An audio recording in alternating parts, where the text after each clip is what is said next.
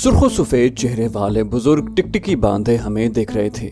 बाहर कोलंबो पुलिस इर्द गिर्द की सारी कोठियों को अपने महासरे में ले चुकी थी। कोठियों की लेन में वो टैक्सी भी यकीनन खड़ी होगी जिसमें फरार होकर हम इस मुसलमान बुजुर्ग की कोठी में घुस आए थे और उन्होंने हमारी खातिर झूठ बोलकर पुलिस को कोठी से बाहर भेज दिया था। अब वो स्टोर का दरवाजा खोले हमारे सामने खड़े थे। मैंने एक फर्जी कहानी जहन में घड़ ली। अपने मिशन में न जाने कितनी बार मुझे इस किस्म की फर्जी कहानियां घड़नी पड़ी थी। मैंने पोशाली की तरफ इशारा करते हुए कहा, ये मेरी बीवी सलमा है, मेरा नाम शमशेर अली है और मैं मद्रास शहर का रहने वाला हूँ। हम दोनों वहाँ एक इस्लामी दरसगाह में बच्चों को पढ़ाते हैं। हमारी शादी को 2 महीने हुए हैं। हम छुट्टी लेकर सेलोन की सैरो सयाहत करने यहाँ आए थे। स्टेशन के पास एक होटल में ठहरे हुए हैं। आज सुबह सुबह समंदर में सूरज तुलू होने का मंजर देखने होटल से निकलकर पैदल ही सड़क पर जा रहे थे कि पुलिस ने हमें ये कहकर पकड़ लिया कि तुम दोनों बदमाश हो और हशीश स्मगल करते हो। उन्होंने हमारे पासपोर्ट भी छीन लिए और जबरदस्ती थाने ले गए।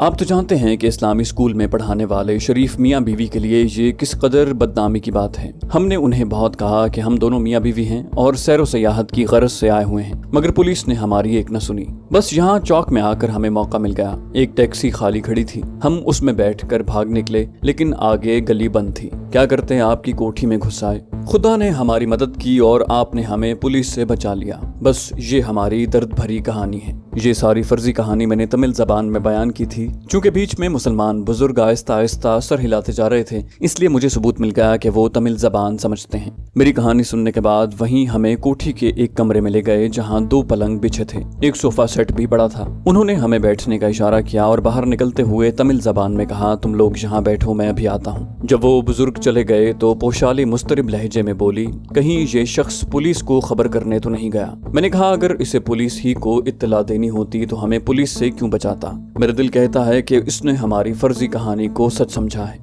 देखो क्या होता है, हम यहाँ से निकल भी तो नहीं सकते। बाहर चप्पे चप्पे पर पुलिस है। पुलिस ने अपनी मदद के लिए ताज़ा नफरी भी मंगवा ली होगी। पोशाली ने मायूसी से सर झुका लिया। बोली, मुझे तो लगता है कि ये शख्स हमें पुलिस के हवाले करने वाला है। थोड़ी देर बाद मुसलमान बुजुर्ग वापस आ गए। उन्होंने एक छोटी सी गोल ट्रे उठा रखी थी जिसमें डबल रोटी की स्लाइस, अनानास के कतले और चाय थी। ट्रे गोल तपाई पर रखते हुए बुजुर्ग ने कहा, मैं यहाँ अपने बड़े लड़के के पास रहता हूँ। वो अपने बच्चों को लेकर छुट्टी पर कैंडी गया हुआ है। तुम नाश्ता करो। और हाँ, उस बुजुर्ग ने पोशाली की तरफ इशारा करते हुए कहा, ये तुम्हारी बीवी अभी तक खामोश क्यों है? इसका रंग तो तमिल औरतों जैसा नहीं है, सिर्फ कश्मीरी और थोड़ी थोड़ी उर्दू जबान ही बोल सकती है। पोशाली ने बुजुर्ग की तरफ देखकर खास मशरकी अंदाज में आदाब किया और टूटी फूटी उर्दू में बोली, मैंने थोड़ी थोड़ी उर्दू सीख ली है। वो अब मेरी तरफ मुतवज्जे हुए, कहने लगे, तुम्हारा बयान सच्चा है या झूठा, मैं इसमें नहीं पढ़ना चाहता। तुम मुसलमान हो, मैं भी मुसलमान हूँ। तुमने मुझसे पनाह मांगी। उस वक्त मैं अल्लाह की किताब के सामने बैठा था। मेरा फर्ज है कि तुम्हें पनाह दूं, लेकिन तुम ज्यादा देर यहाँ नहीं ठहर सकोगे। मेरा बेटा एक जिम्मेदार सरकारी अफसर है, उसकी यहाँ बड़ी इज्जत है। अगर पुलिस को पता चल गया कि हमने एक जोड़े को अपने यहाँ पनाह दी थी जो उनकी नजर में मुजरिम है, तो मेरे बेटे की नौकरी खतरे में पड़ जाएगी। मैंने उनका शुक्रिया अदा करते हुए कहा, हम भी आपको किसी मुसीबत में नहीं डालना चाहते। आपने हम पर बड़ा एहसान किया है। पुलिस के हटते ही हम यहाँ से चले जाएंगे। बुजुर्ग ने चाय की प्याली में चमचा हिलाते हुए कहा, पुलिस अभी यहाँ से नहीं हटेगी। आप लोग यहाँ नए नए आए हैं, आपको खबर नहीं कि पुलिस ने यहाँ मुनशियात के खिलाफ मुहिम शुरू कर रखी है। जिस पर उसे मुनशियात की स्मगलिंग का जरा सा भी शक हो, पुलिस उसका पीछा नहीं छोड़ती। मैंने चाय का कड़वा घूंट लिया और बोला, क्या आप हमें इतनी इजाजत नहीं देंगे कि हम रात होने तक यहाँ छुपे रहें? रात के अंधेरे में हम खुद ही यहाँ से किसी तरफ निकल जाएंगे। वो बोले, ये बात हमारे लिए खतरनाक साबित हो सकती है। पुलिस ने तुम लोगों को हमारी कोठी से निकलते देख लिया तो मेरे बेटे का नाम मुश्तबा लोगों की फहरिस्त में आ जाएगा। मैं चुप हो गया। बुजुर्ग भी खामोश हो गए। लगता था कि वो कुछ सोच रहे हैं। जरा खामोशी के बाद वो बोले, कोठी में 2 नौकर काम करते हैं, वो इस वक्त भी कोठी में ही है। मैं नहीं चाहता कि उन्हें तुम्हारी भिनक भी पड़े। फिर उन्होंने चाय की प्याली मेज पर रखी और उठ खड़े हुए, तुम दोनों इसी कमरे में रहना, बाहर मत निकलना। मैं बाहर से ताला लगा दूंगा। ऊंची आवाज में बात भी मत करना। बाथरूम ये सामने कोने में है। इस अरसे में मैं कुछ सोचता हूँ कि तुम्हें यहाँ से कैसे निकाला जा सकता है। वो चले गए तो पोशाली ने मेरी तरफ देखा। मैंने आहिस्ता से कहा, फिक्र न करो, सब ठीक हो जाएगा। ये शख्स दयानतदार और सच्चा मुसलमान है। चंद लम्हों के बाद दरवाजे पर ताला लगाने की आवाज आई। मैंने कमरे का जायजा लिया। उसमें कोई खिड़की नहीं थी। ऊपर दीवार के साथ 2 रोशनदान ही थे जिनसे ताज़ा हवा अंदर आ रही थी। हमने मजे से नाश्ता किया और सरगोशियों में बातें करने लगे। फिर हम बारी बारी गुस्ल करके ताज़ा दम हो गए। दोपहर में बाहर दरवाजे का ताला खुलने की आवाज आई। वही बुजुर्ग अंदर आए थे। कहने लगे, मैंने दोनों नौकरों को मार्केट से कुछ चीजें खरीदने के लिए भेज दिया है, वो 1 घंटे से पहले नहीं आएंगे। आओ दूसरे कमरे में चलकर खाना खा लो। दूसरे कमरे में मेज पर खाना लगा हुआ था।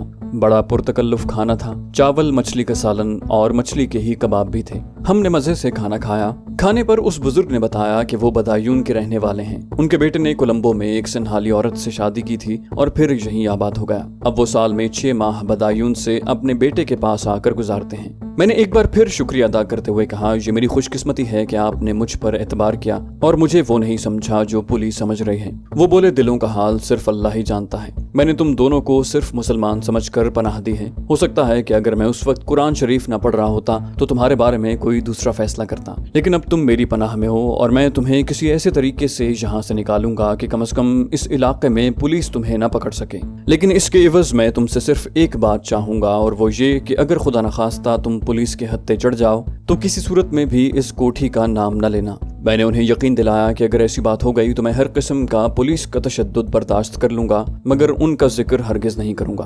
खाने के बाद उन्होंने एक बार फिर हमें बेडरूम में पहुंचा दिया।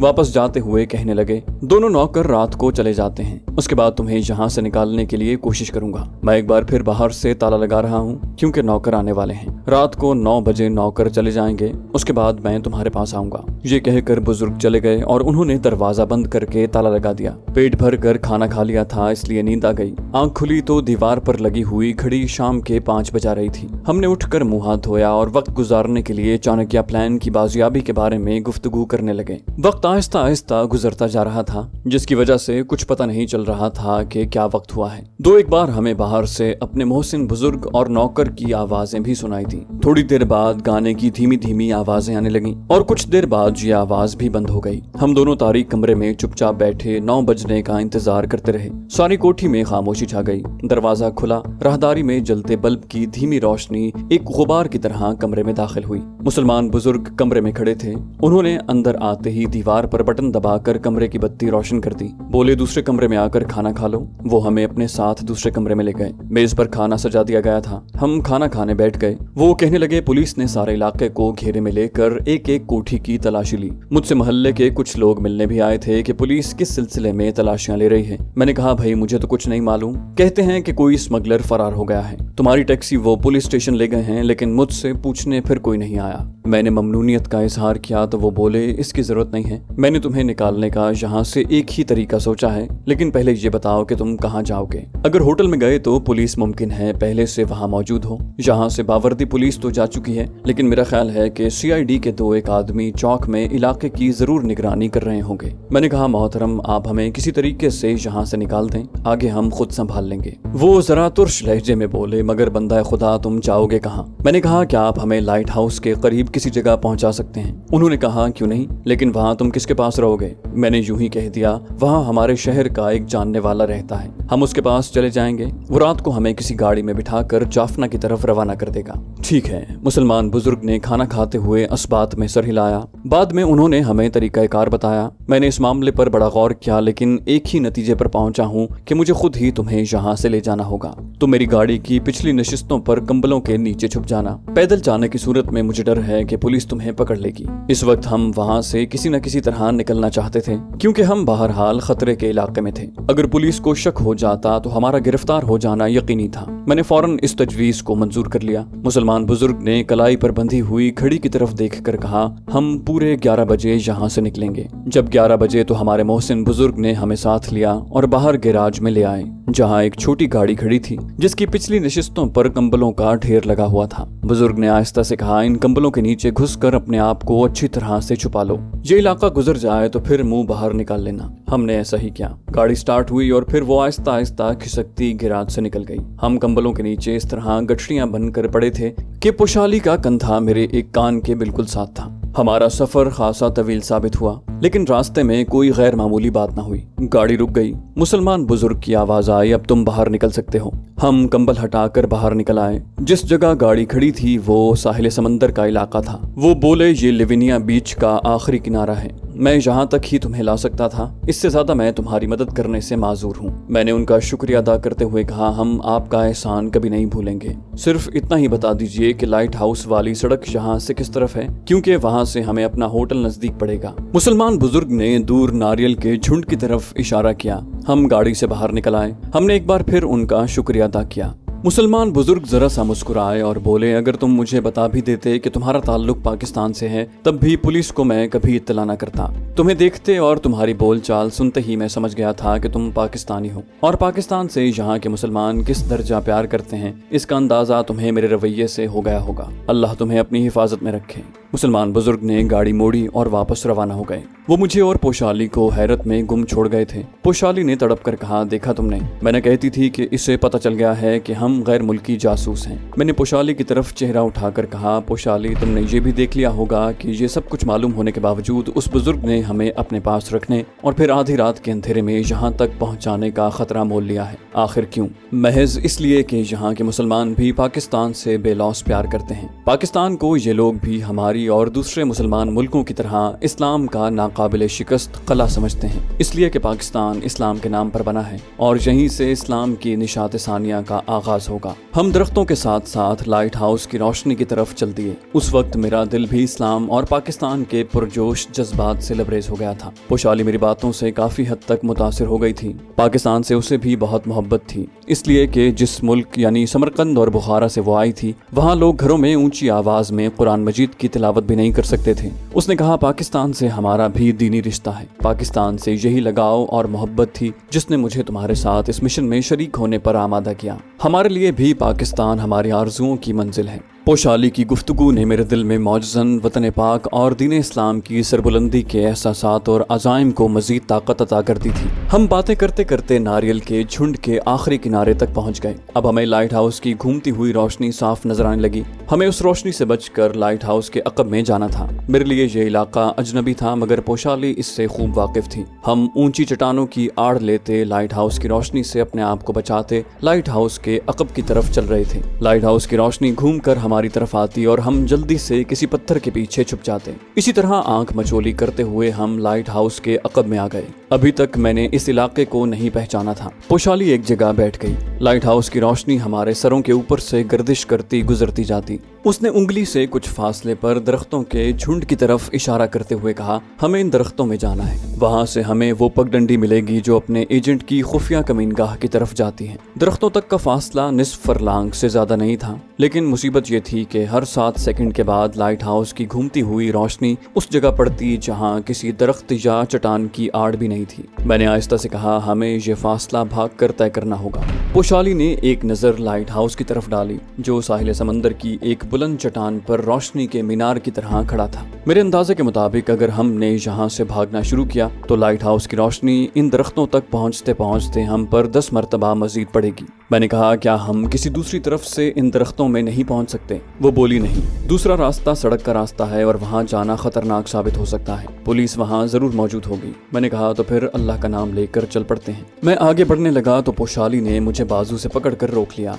उसकी नीली आंखें रात के अंधेरे में चीते की आंखों की तरह चमक रही थी। उसने गिरदोपेश का गहरी निगाह से जायजा लिया, फिर बोली, हम 10-15 कदम का फासला रख कर और झुक कर भागेंगे। 1, 2, 3। जब लाइट हाउस की रोशनी हमारे ऊपर से गुजर गई तो मैंने झुके झुके सामने वाले दरख्तों के झुंड की तरफ भागना शुरू कर दिया। गीली रेत पर ज्यादा तेज नहीं दौड़ा जा रहा था। 7 सेकंड बाद मैंने दाएं जानिब रोशनी की एक तवील और रोशन लहर को आते देखा। हम वहीं जमीन पर लेट गए। रोशनी मेरे ऊपर से निकल गई तो मैं उठकर दोबारा भागने लगा। पोशाली भी झुकी झुकी मेरे पीछे भागी चली आ रही थी। रोशनी हमारे ऊपर आती तो हम जमीन पर लेट जाते, रोशनी निकल जाती तो दोबारा उठकर दौड़ने लगते। ऐसा करने से हम बहुत जल्द थक गए। आखिर हमने मुश्किल मरहला तय कर लिया। दरख्तों में पहुंचते ही हम जमीन पर लेट गए। सांस दुरुस्त हुई तो पोशाली ने सरगोशी में कहा, अब यहाँ से निकल चलो। पोशाली उठकर चलने लगी तो मैंने उसकी तकलीद की। कोई 1 फरलांग तक हम केले के दरख्तों में घिरी हुई सड़क पर चलते रहे, फिर एक पगडंडी पर उतर गए। ये पगडंडी एक टूटे फूटे कदीम मीनार के करीब से होकर तालाब के पास आई तो मैंने रास्ते को पहचान लिया।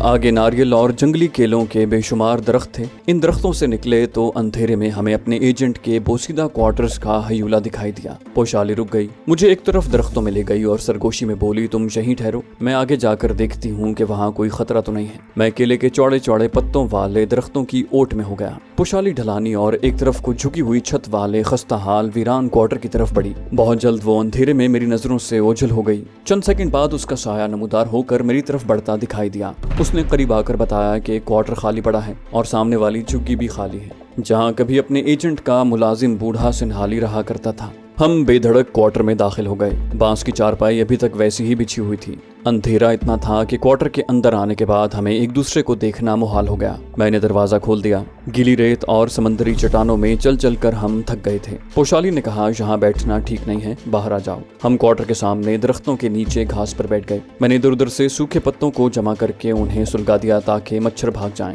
जिन्होंने फौरन ही हम पर हल्ला बोल दिया था। पोशाली कहने लगी, अब सुबह होने से पहले पहले हम में से किसी एक को अपने एजेंट के पास टेम्पल रोड वाली दुकान पर जाना होगा ताकि उसे सूरत हाल से आगाह कर दिया जाए। हमारे मिशन की नाकामी का तो उसे इल्म होगा, अलबत्ता हमारे फरार का उसे अभी पता नहीं चला होगा। मैं उससे मिलने चाहूंगा, तुम्हारा जाना मुनासिब नहीं है। पोशाली एक लम्हे के लिए चुप हो गई। पत्तों के ढेर से अगरचे शोले नहीं निकल रहे थे, मगर आग की लाली दूर से नजर आ सकती थी। मैंने अलाव पर मिट्टी डाल दी और दोबारा क्वार्टर में आ गए। यहाँ अंधेरा जरूर था मगर मच्छर कम थे। मैं लकड़ी के फर्श पर बैठ गया और पोशाली बांस की चारपाई पर नीम दराज हो गई। मुझे वो चारपाई पर लेटी साए की तरह नजर आ रही थी। उसने गर्दन उठाकर मेरी तरफ देखा तो उसकी नीली आंखें चमक रही थीं। तुम अपने एजेंट की दुकान पर कैसे जाओगे? रास्ते में अगर पुलिस ने चेकिंग की तो पकड़ लिए जाओगे। मैंने कहा, पोशाली ये खतरा तो हमें मोल लेना पड़ेगा। आखिर यहाँ कब तक यूं ही पड़े रहेंगे? चाणक्य प्लान का मिशन अभी तक नामुकम्मल है। मैं उठ खड़ा हुआ। मेरा ख्याल है कि मुझे इसी वक्त अपने एजेंट की तरफ चलना चाहिए।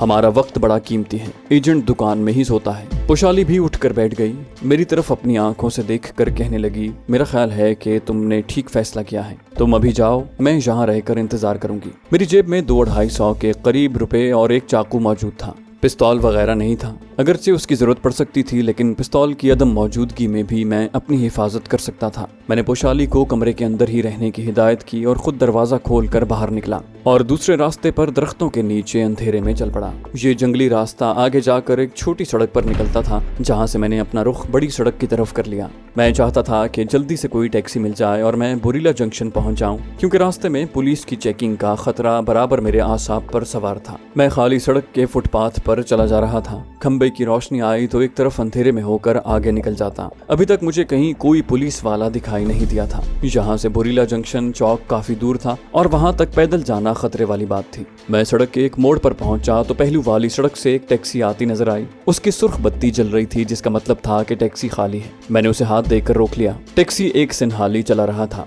मैं टैक्सी में घुस गया और बोरीला जंक्शन चलने को कहा। 20-25 मिनट के बाद कोलंबो की खास मगर रोशनी में डूबी हुई सड़कों पर से गुजरती टैक्सी बोरीला जंक्शन के चौराहे में दाखिल हुई। मैंने उसे एक तरफ रुकवा लिया और किराया अदा करके टेम्पल रोड के फुटपाथ पर रिहायशी फ्लैटों के साथ साथ बुद्ध मंदिर की तरफ चलने लगा। अपने एजेंट की स्टेशनरी की दुकान के पास आकर मैं रुक गया। दुकान बंद थी। ऊपर के फ्लैट में भी अंधेरा छाया हुआ था। मैंने खास अंदाज में 3 बार घंटी का बटन दबाया और दीवार के साथ लगकर खड़ा हो गया। मेरी आंखें सड़क के दोनों किनारों का जायजा ले रही थीं। थोड़ी देर बाद मैंने सर ऊपर उठाकर देखा। अपने एजेंट के फ्लैट में रोशनी नहीं हो रही थी। घंटी की आवाज यकीनन उसने सुन ली होगी। कहीं वो गहरी नींद न सो रहा हो। फिर ख्याल आया कि जो लोग अपने प्यारे वतन की सलामती और बका की खातिर जान हथेली पर रख कर दुश्मन के पेट में आकर बैठ जाते हैं, उन्हें कभी गहरी नींद नहीं आती। मेरा ये तज्जिया दुरुस्त साबित हुआ और अंदर से दुकान के दरवाजे की चटखनी खुलने की आवाज आई। उसने मुझे दीवार के साथ लगकर खड़े हुए देख लिया था। मैं तेजी से दुकान में घुस गया।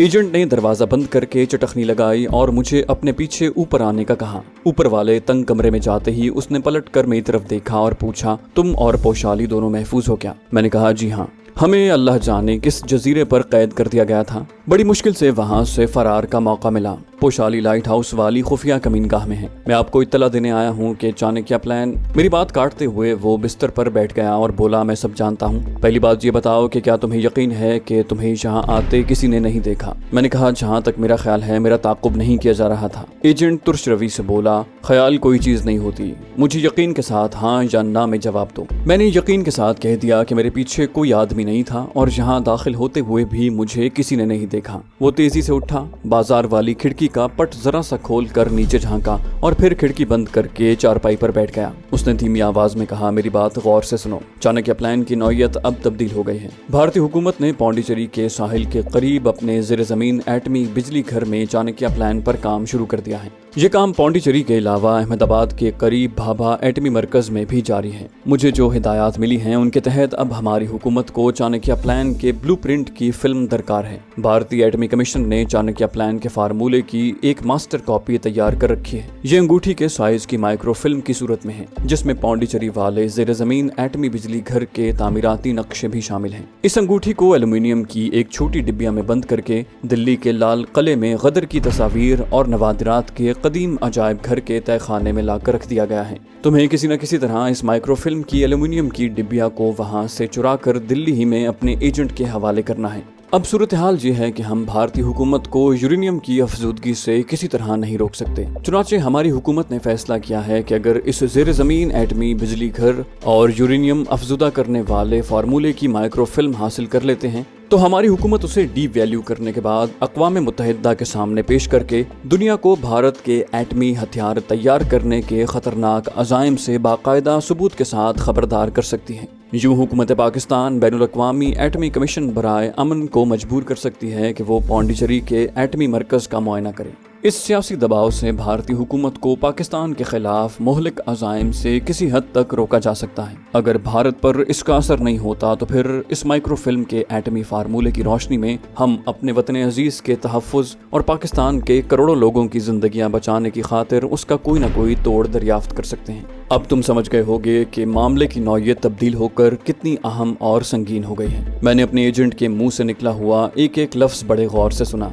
मैंने सवाल किया कि चाणक्य प्लान की जो माइक्रोफिल्म लाल किला दिल्ली के अजायब घर में तहखाने के लॉकर में बंद है उसकी निशानी क्या है। वो बोला, जो इत्तलात मुझे पहुंचाई गई हैं उनके मुताबिक ये माइक्रोफिल्म एल्यूमिनियम की जिस छोटी डिब्बिया में बंद है उसके बाहर एक छोटा सा अशोक चक्कर खुदा हुआ है जो भारत का सरकारी निशान है। एजेंट ने फिर बताया कि एल्यूमिनियम की छोटी डिब्बिया पाकिस्तान के खिलाफ एक तरह से एटम बम के तौर पर इस्तेमाल हो सकती है। तुम्हें आज ही किसी वक्त वापस दिल्ली रवाना होना होगा। तुम वहाँ वजीर आजम के इंटेलिजेंस ब्यूरो में सेक्रेटरी के ओहदे पर फायज हो और इस पोजीशन में हो कि इस मिशन को कामयाबी से हमकनार कर सको। इसके बावजूद तुम्हें इंतहाई होशियारी और दूर अंदेशी से काम लेना होगा, मगर इतना याद रखना कि हमारे पास वक्त बहुत कम रह गया है और तुम्हें जल्द से जल्द माइक्रोफिल्म वहां से निकाल कर अपने दिल्ली वाले एजेंट को पहुंचानी है। मादर वतन भी तुमसे यही तकाजा करती है। मैंने तो पहले ही से अपने वतन पाक की सलामती की खातिर जान की बाजी लगा रखी थी और दुश्मनों के मुंह में बैठा हुआ था। मैं हर वक्त पाकिस्तान पर जान कुर्बान करने को तैयार था।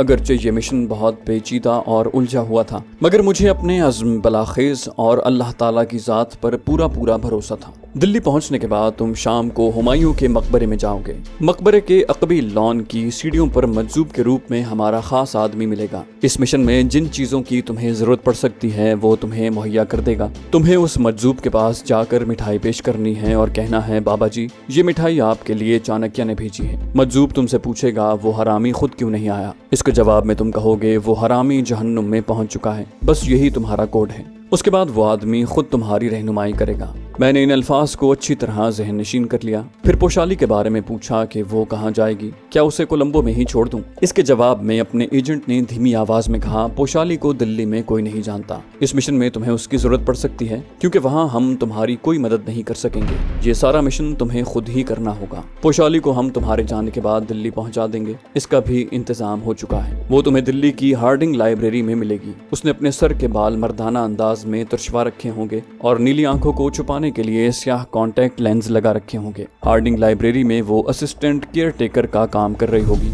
हमारा एक खास आदमी उसे ये नौकरी दिलवाएगा। तुम दिल्ली पहुंचने के एक हफ्ते बाद हार्डिंग लाइब्रेरी में पोशाली से मुलाकात कर सकते हो। वहाँ उसका नाम नाओमी होगा जिसकी कौमियत इसराइली होगी। अब तो मुझे ये बताओ कि तुम्हें पैसों की जरूरत है। मैंने अपने एजेंट को बताया कि मेरे पास कुल मिलाकर 300 के करीब रुपए हैं। उसने बटवा निकाल कर मुझे 100 के 5 नोट दिए और कहा, ये अपने पास रखो, इसकी तुम्हें जरूरत पड़ सकती है। अब तुम यहाँ से निकल कर सीधे कोलंबो फोर्ट स्टेशन जाओगे। रात 3:10 पर तुम्हें टाली मन्नार एक्सप्रेस मिल जाएगी। वहाँ से तुम स्टीमर पकड़कर बहरे हिंद चैनल पार करके भारत की साहिली बंदरगाह धनुषकोडी पहुँच जाओगे। उसके आगे दिल्ली पहुँचना तुम्हारे लिए कोई मुश्किल नहीं होगा। पोशाली को मैं सुबह वहाँ से से निकाल कर किसी दूसरे मकाम पर पहुंचा दूंगा। मैंने उसे खुदा हाफिज कहा और बाहर निकल आया। अब मेरी मंजिल दिल्ली थी। तो दोस्तों, ये थी हमारी आज की एपिसोड। उम्मीद करते हैं आपको हमारी कहानी पसंद आई होगी। जाने से पहले इस वीडियो को लाइक कीजिए और शेयर करना मत भूलिए। कमेंट करके हमें बताइए कि आपको हमारी वीडियो कैसी लगी। और अगर अभी तक आपने इस चैनल को सब्सक्राइब नहीं किया तो इसे सब्सक्राइब कीजिए और बेल आइकन दबाकर ऑल नोटिफिकेशंस ऑन कर लीजिए।